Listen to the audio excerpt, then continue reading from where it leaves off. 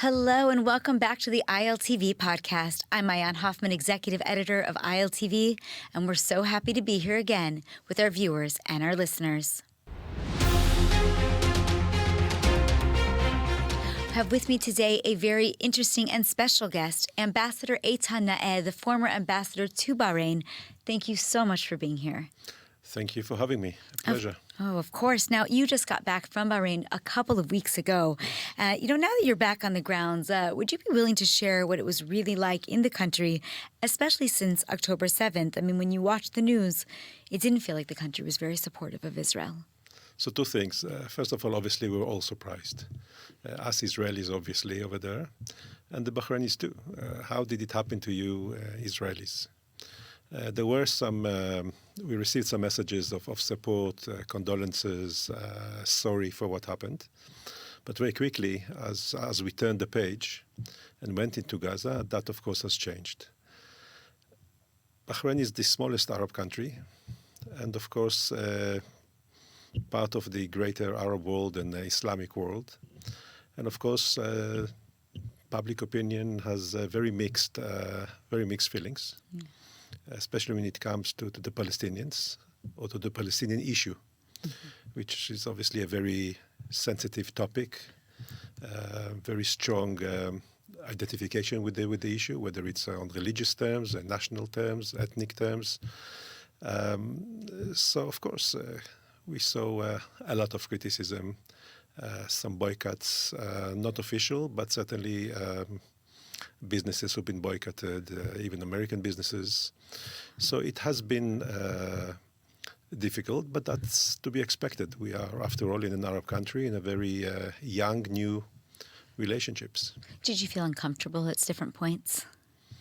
I wouldn't say uncomfortable, but that's, I think, very subjective to what one expects, what one is doing.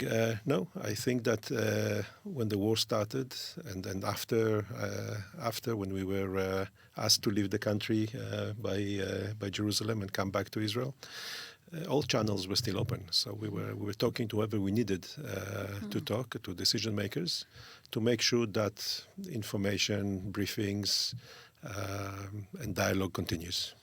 Wow, and then eventually I know that everybody went back to their positions. Yeah. Yeah, so, you met regularly with the Crown Prince and with the leadership in the country, including the last week before you left the country. The last visit was actually published. We'd spoken about it with some different hats by the Royal Court. But for much of the last couple of years, any meetings that you did have really were not put out there in the public. I guess they were kept quiet for the reason that there was concern about Israel. So what changed in that final meeting, and what was that final message that the Crown Prince wanted to put out through you? I think the main message is that relationships endured.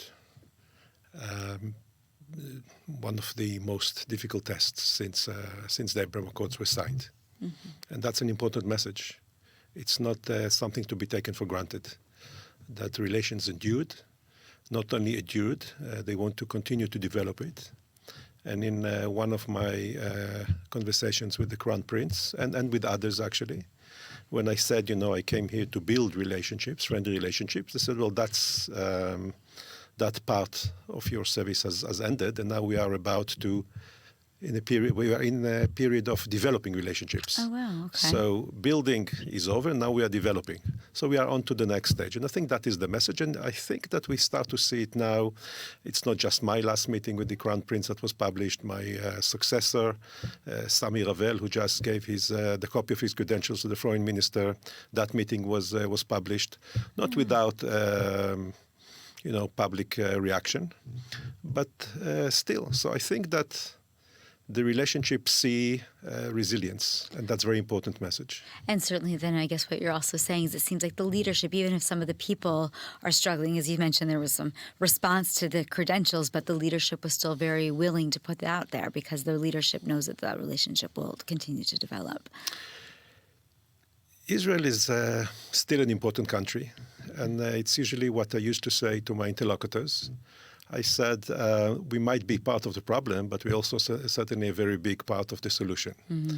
And the dialogue and relationship should continue, and they have continued really throughout the war.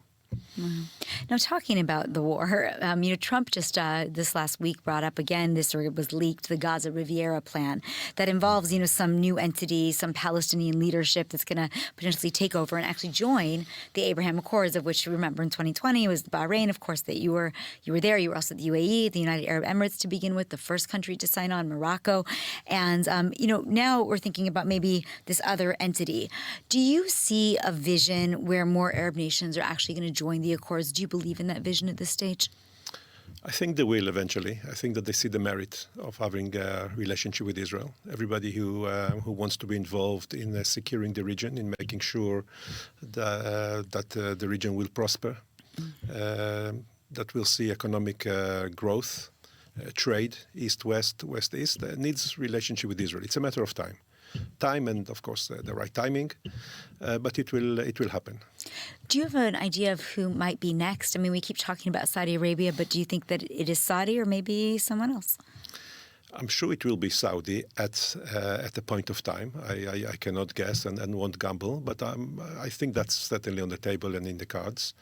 A few things have to happen before. But it won't be just Saudi. I think there are some further away countries that would establish diplomatic relationships with Israel. It was on the cards, on the table before. I'm sure it will come again. Who will be the first? When? That I cannot say. I don't know. What are some of the other countries that you're thinking that are on the table, even if they're not first, second, or third? Certainly some Arab countries, maybe from the Islamic group of countries. We have good relations with some. Mm-hmm. I think that circle will grow. I'm sure of that. Give me an example. Possibly. I don't know. I don't want to give names. I don't want to create any expectations, but I'm sure that some of the big countries in Africa, further away, more countries will establish relationship with Israel. Fascinating. Now, over the course of the war, the Crown Prince really stressed the de-escalation in Gaza and the civilian protection. Obviously, there was real concerns with the humanitarian crisis that was going on in Gaza, whether or not the war was necessary or not. But he also was very careful to always call for the return of the hostages and for Hamas to let the hostages go and to be humanitarian to them as well. From your conversations, what do you think that the country wants Israel to do? If Bahrain could have its way, what would be happening in Gaza right now?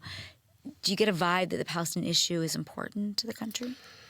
The Palestinian issue is important to every Arab, Muslim, and beyond.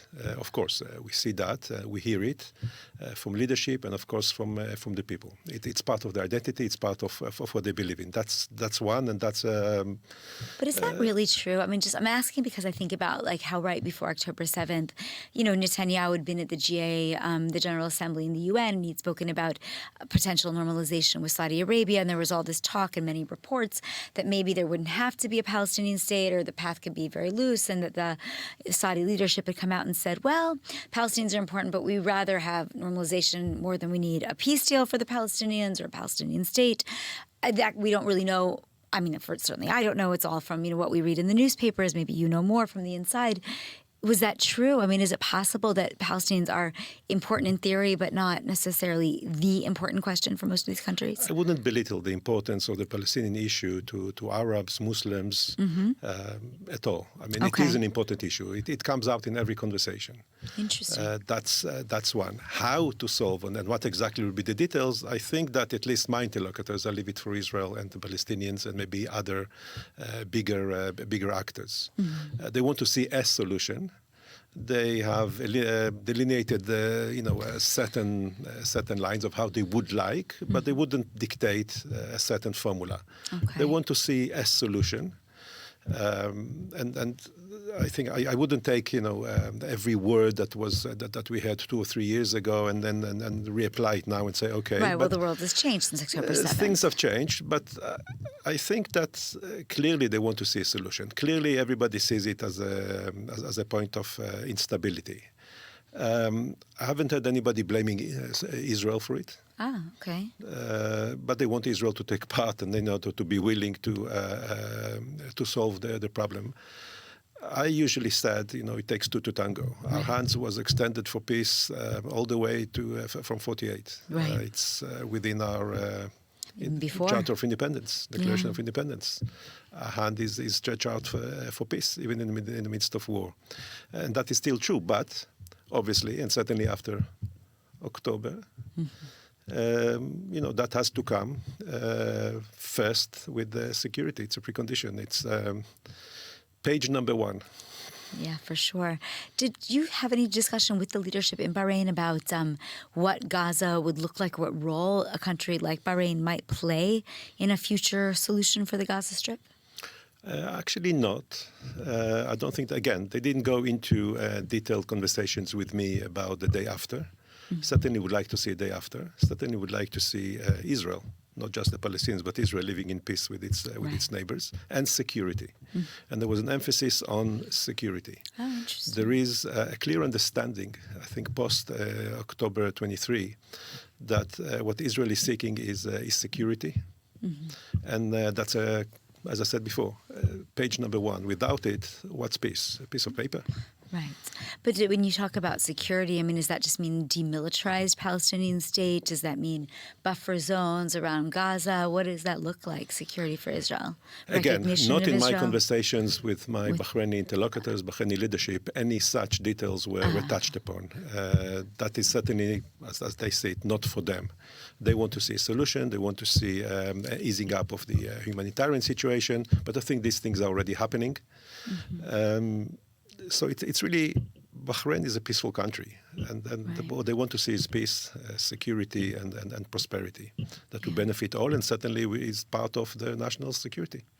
For sure. I mean, and certainly we've seen an increase in some of those things, whether it's trade or a collaboration in some departments, and definitely before October 7th, potentially people were more willing to go those routes. But there was one example of real coordination in the region, and two examples, and that was really the 2 attacks by Iran against Israel in April and in October, right, of the previous years, where they launched so many rockets at us, and the entire region collaborated under the umbrella, of the United States. We spoke a little bit about this in the past. Tell me what role Bahrain, if at all, if you can talk about it, played in any of this, but more than just specifically the country that you were in, if you could talk more about what it meant that all of these countries with the United States were willing to collaborate on behalf of Israel. I'm not sure we would have seen that in 2020 before the Accords. So I'll correct you a little bit. Okay. I think that countries act upon their own interests, defending their own interests. Oh, you think it was their airspace? Their own airspace, sovereignty. And what happened when the Iranians started to send rockets, missiles, ballistic missiles, UAVs over the skies of different countries, of course, they ordered to protect their own sovereignty. Of course, in order to coordinate it, you needed a bigger actor, and that role was played by the U.S. CENTCOM, NAVCENT, the Navy, U.S. Fifth Fleet. So that happened, and under the American umbrella, these things happened. But every country that does act to protect its own national interest. So I don't think that they all came to collaborate to protect Israel. That was the result. But they still collaborated, and they collaborated with Israel. They collaborated. I wouldn't call it collaborated. There certainly was a degree of cooperation, not just with Israel. Countries between themselves, of course, under the American umbrella. But I think that was an example of what countries in the region can do when they come together. And I'm not just talking about defense and protection. It's a very interesting issue, but I'm talking about trade. Okay. Opening trade routes, which I think is the most interesting thing. And personally, this is one of the things that I took most pleasure in handling when I was in Bahrain, opening trade channels, developing economic relationships. When you are in the Gulf, you see the potential. So tell me a little bit more about that potential, what routes we're talking about. We're talking about east-west, India to the Mediterranean, and then, of course, from the west to the east. Trade is going to grow. Look at countries like India, South Korea, of course, Japan, and Vietnam, other countries. So those trade routes, not just trade, it's anything from information, fiber optics, you see energy routes. A lot of the energy from the Gulf goes east. So that alone brings a lot of prosperity. It's not just the goods. It's not just supply channels, It's like supply it's chains. diamonds or, It's logistics. It's everything. It's a movement of people. Today, if you want to go east, you can go via Dubai, Abu Dhabi. In the past, quite a few Israelis also went via Manama when there were direct flights, which I hope will be resumed soon. Yeah. All that brings prosperity. All that brings tourism, brings trade and investments. Can you talk a little bit about those trade numbers? I mean, did you see that they have gone up consistently over the last several years that we've been working with Bahrain? They've gone up somewhat. Numbers are still very low. Well, and I know it started at zero. We had no trade with Bahrain before the Abraham Accords, from what I understand. Of course. So it's easy, I guess, the first year to increase. It goes up and down. It's really demands and supply, Corona, which of course hurt a lot the supply chains. Prices, what's happening at the Red Sea, Houthis. Right. But I see potential. Yeah, and do you see Bahrain, I know it's like the smallest, as you mentioned, Arab country. So compare maybe that trade with Bahrain, the UAE, Morocco, the three core partners. UAE is leading, I'm assuming, if I remember the numbers correctly, Morocco, then Bahrain. But talk a little bit about the differences between them and how, as a collective, if you think it is, that it's impacting our economies. So there are two hubs in the Gulf, and I think that Dubai, Abu Dhabi are the ones we are talking about when we talk about direct trades with Israel. The port of Dubai, Jebel Ali, is 11 times bigger than Haifa and Ashdod put together. Crazy. It's a huge hub. Okay. And a lot of the trade from the east goes first there, and to the Gulf, goes first there and then being fed to Israel, but also to the Gulf, to other Gulf states, from Kuwait in the north to Oman in the south. So that's one thing to remember, that a lot of the trade is transit trade. It trades that comes to Dubai and then continues to Israel. And again, that can grow. Bahrain can play a role. Alas, maybe limited, a very small port, smaller capacity, but still the shortest route from the Gulf to Israel goes through Bahrain, Tel Aviv, Bahrain, Haifa. I once remember checking it on Waze. How long will it take? How long will it take to drive? 20 hours and 9 minutes. That's nothing. It's not a lot. Yeah. And in fact, when I spoke to Israeli business people, importers, they said, look, importing stuff from Bahrain, and they do export aluminum, iron, steel, petrochemicals. It's like having it in Israel. Makes sense. Yeah, no, that totally makes sense. It's very short.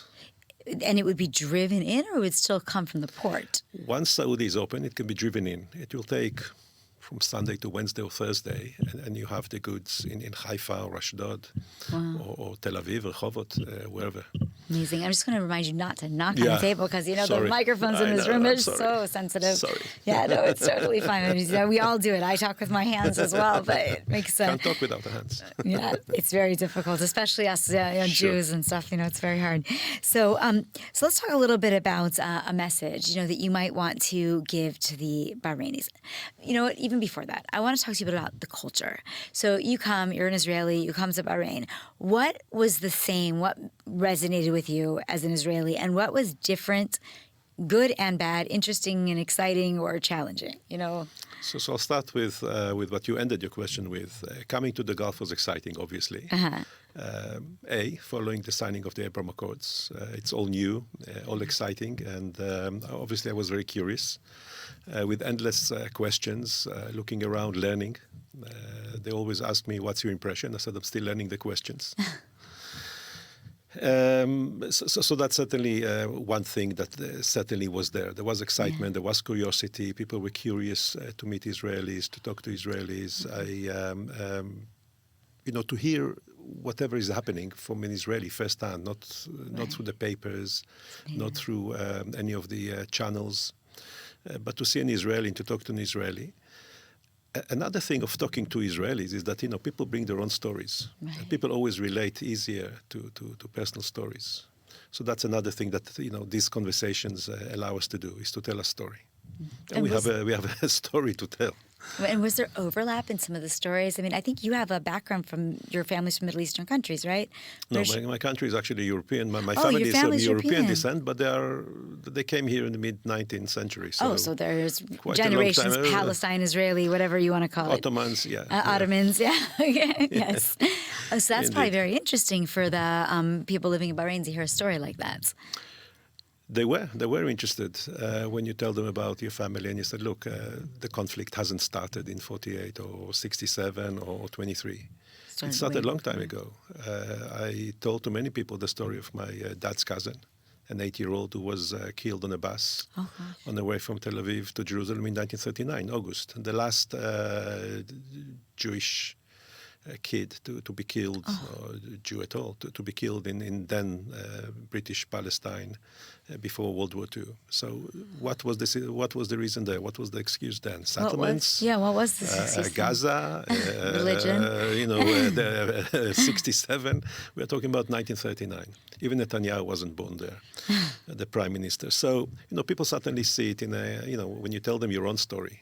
Yeah. And not just talking points and bullets, but bullet point, but a real story. Google it, and you'll find the name and what happened.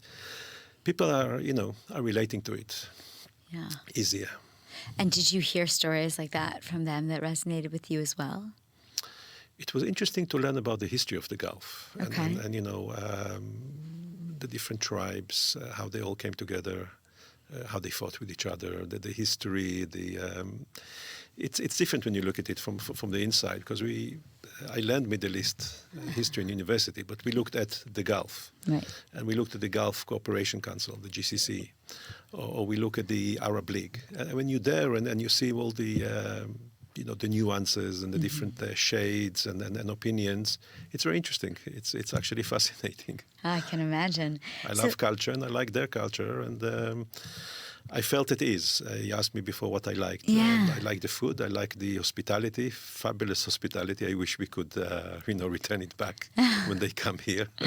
Yeah, well, good luck with that. In this country, if you could get served in a store, at a restaurant, that's a big deal here in Israel. But We'll do our best. Yes, that's for sure. So, I mean, tell me if you had to give a message to the Bahrainis. Here we are, you've come back, you're 2 weeks here, returning from the country, and you want to say to them something about what should be next and why this relationship can continue. What do you want the Bahrainis to hear? Let's start with that. And then when you're done, give a message to the Israelis about something that you picked up there that you think Israelis should really know. Well, to the Bahrainis, I will say that those relations are important because eventually they bring more trade, they bring more prosperity, they bring more jobs, which is important, and that's what they're after, jobs for the younger generation. They bring more stability to the region, because I believe that once we have a dialogue and once people understand each other better, understand why people act the way they act, people know what to be careful of. People know your sensitivities, you know their sensitivities, and we want normal relationships. So that's one thing. I think that they stand to benefit from the Israeli tech, be it medicine, and be it agrotech, be it high-tech, fintech. So that's one.